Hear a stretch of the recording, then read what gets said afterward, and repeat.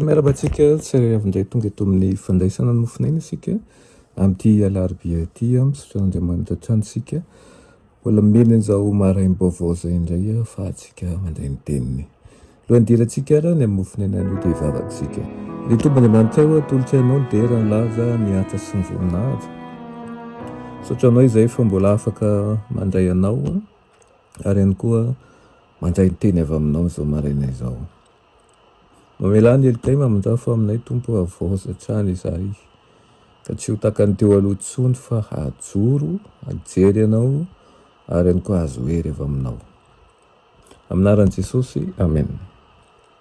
Lohateny mofinainantsika androany dia manao mikolokolo fifehezan-tena raina amin'ny mabolany toko 2:24 manao hoe tsara ny mahatsinjo fo noho ny mahery ary izay mahazaka ny fanahiny noho izay mahafabohitra. Amen. Amin'ny fahatokiana amin'ny zavatra madinika no ahatonga antsika ho mpiambina tena azo itokiana. Tandremo tsara ny fahasosorana madinika aza velany orosoro ny fanahinao zany dia azo fanjesena maro ianao ary rehefa tonga ny fahoriana lehibe kokoa dia vonona hiatrika ny fahavalo amin'ny fahasahiana sy fahamendrehana ianao. Ny fanahy tsirairay dia mandova toetra sasany izay tsy mitovy amin'ny Kristy. Asa lehibe sy mendrika mandritra ny androm-piainany sy ny mifehan'ireo fironana mankamamy ratsy ireo zava-madinika ny amin'ny lalantsika matetika manko mahatonga antsika tsy manan-kery fehitena. Raha mbola eto amin'ity zao tontolo izao ity nefa ianao dia hifanehitra amin'ny herin'ny fahavalo, hisy fiatsiana hisedra ny toe-panahinao ary ny fanatrehana ny reny amin'ny toe-tsaina tsara no mampitombo ny fahasoavana kristianina. Raha mitoetra eo amintsika Kristy dia hanapaharetana isika, alemy fanahy isika, hanana faharipo isika, ho falifaly anivon'ny famahazivaziana sy ny fanorosorenana. Isanandro dia tokony handresy ny tenantsika isika ka hitombo amin'ny toetra ambony sy mendrikandra.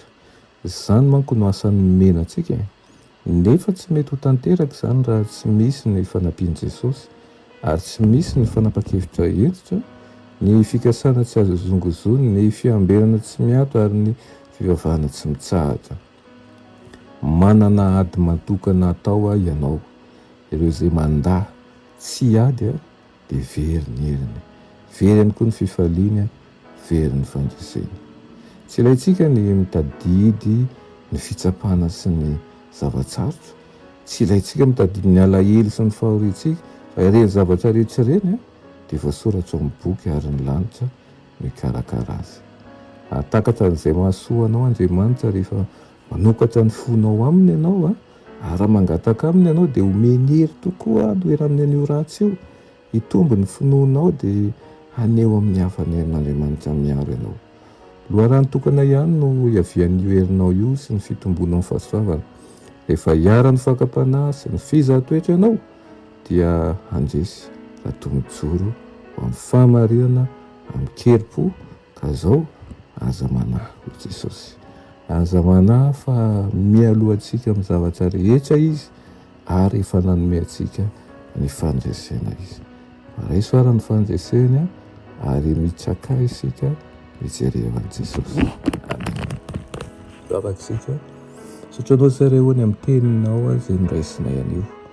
Mamelany elikay mamonjafo aminay ampianaro izahay hanahaka anao, andeha ampahitsiana, andeha ampahamatorana ary ihany koa hifaliana tokoa ny zavatra rehetra satria ianao efa nanome ny fandresena ho anay. Aminaran'i Jesosy. Amen.